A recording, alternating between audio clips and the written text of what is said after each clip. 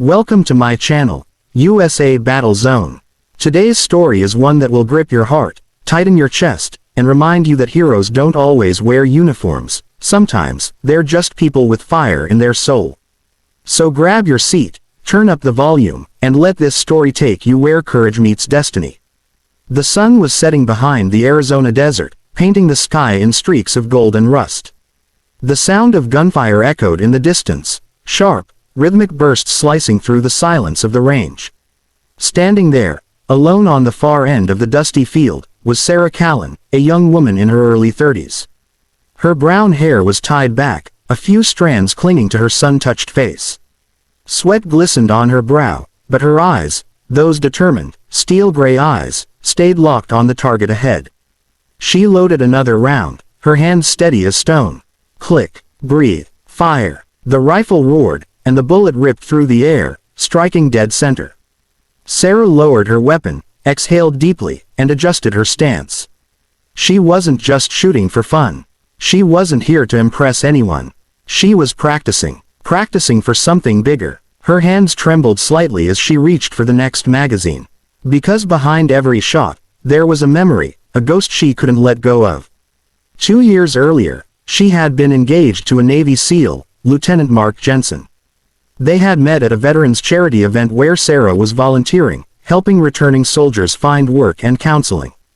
Mark had been quiet, reserved, but when he smiled, it was like the world lit up again for her. They fell in love fast. They talked about building a home, starting a family, and living a simple life once he retired from service. But that dream ended on a rainy night in Afghanistan. His unit was ambushed. Only 2 men made it out alive. Sarah received the folded flag and the letter 3 weeks later. She didn't cry at the funeral. She didn't speak when they gave her his medals. But when she got home that night, she sat on the floor, holding his dog tags against her chest, and whispered, "I'll make you proud." That was the beginning of a new mission. She learned to shoot, to train, to push herself to her limits. Not to take revenge, but to understand. To feel closer to him. To walk, even for a moment, in his world. She started coming to the range every week.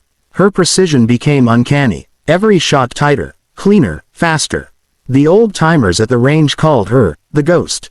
Because she moved quietly, and when she shot, it was like death itself had perfect aim.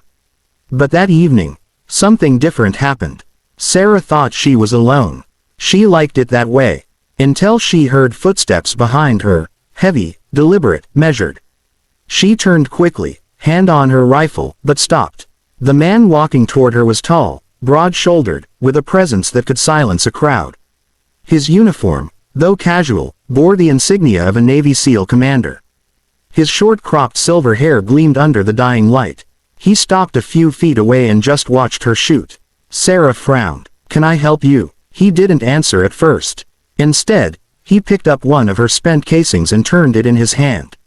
"You shoot like someone who's not just passing time," he finally said. Sarah looked away, loading another magazine. "I'm just practicing." He nodded slightly. "Practicing for what?" She didn't answer. She just raised her rifle and fired again, the shot landing squarely in the bullseye. He smiled faintly. "That's not luck. That's discipline." Sarah turned to him, her jaw tight. "Look, Commander, I'm not looking to impress anyone." He chuckled softly. "You already did." He walked closer, eyes studying her stance. "Mark Jensen taught that grip," he said quietly. "Thumb along the frame, elbows slightly out. Not many civilians know it." Sarah froze. The world seemed to stop spinning. "How do you know that name?" She whispered. The man looked at her, his eyes softening. "Because I was his commanding officer." Her breath caught in her throat. The rifle slipped slightly from her hands. The man, Commander David Rourke, looked at her with the solemn respect of a man who had buried too many of his own. "He talked about you," Rourke said quietly. "A lot. Said you kept him grounded. Said he was fighting to come home to you."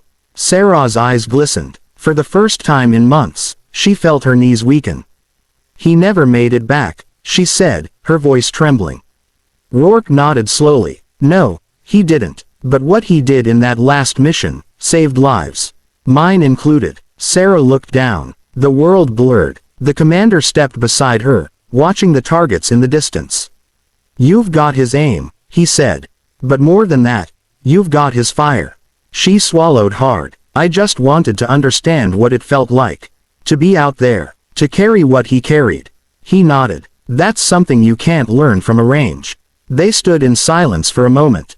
The desert wind swept through the air, carrying with it the faint scent of gunpowder and dust. Rourke took off his cap and held it against his chest. "You know," he said quietly, "sometimes the strongest warriors are the ones who never go to war, but still fight every day to honor those who did." Sarah blinked back tears. "Why are you here, Commander?" she finally asked. He took a breath. "Because I came to find you." Sarah frowned. "Find me? Why?" Rourke reached into his pocket and pulled out something small, a silver coin, worn at the edges. He placed it gently in her hand. "This was Mark's challenge coin. He gave it to me before that mission. Told me to pass it to you if he didn't make it back." Sarah's hands trembled as she looked at the coin. The insignia of the seals was etched deep into the metal. "He wanted you to know," Rourke continued, "that you were his reason.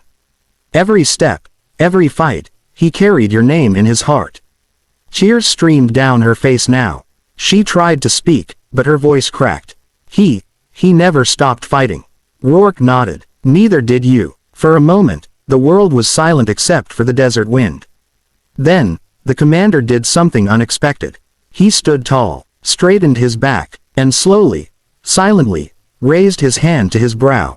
A salute, not of rank, not of duty, but of respect, for a woman who had fought her own invisible war.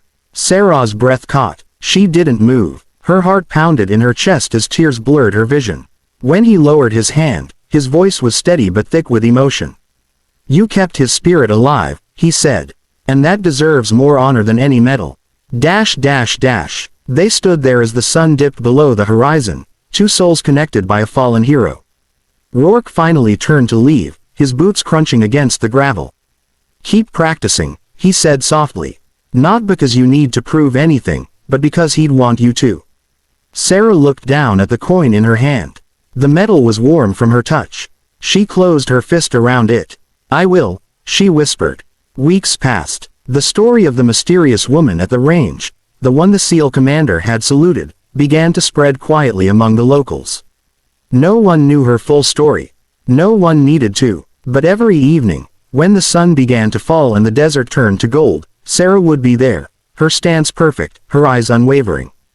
And beside her, taped to her rifle case, was a single line written in neat handwriting, "For the ones who never made it home." One afternoon, a group of young recruits from a nearby military base visited the range for practice. They noticed her, the quiet woman on the far end, shooting with impossible accuracy. They whispered among themselves, joking at first, until one of them noticed the coin glinting on her necklace. The SEAL insignia. They grew silent. When she reloaded, one of the recruits, barely 20, approached her. "Ma'am," he said nervously, "you're incredible. Where do you learn to shoot like that?" Sarah smiled softly. "From someone who taught me what it means to never give up." He nodded, inspired. "You served." She shook her head. "No, but I loved someone who did." The young man hesitated, then said, "My brother's overseas right now. Sometimes I worry about him." Sarah placed a gentle hand on his shoulder. "Then do what I do," she said. "Make him proud. Every single day."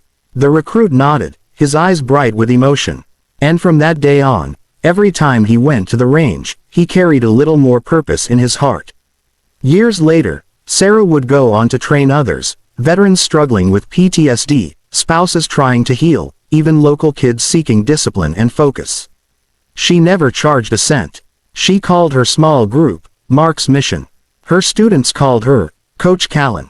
But among the veterans, she had another name, the Angel of the Range. Because when they shot alongside her, they said they felt peace.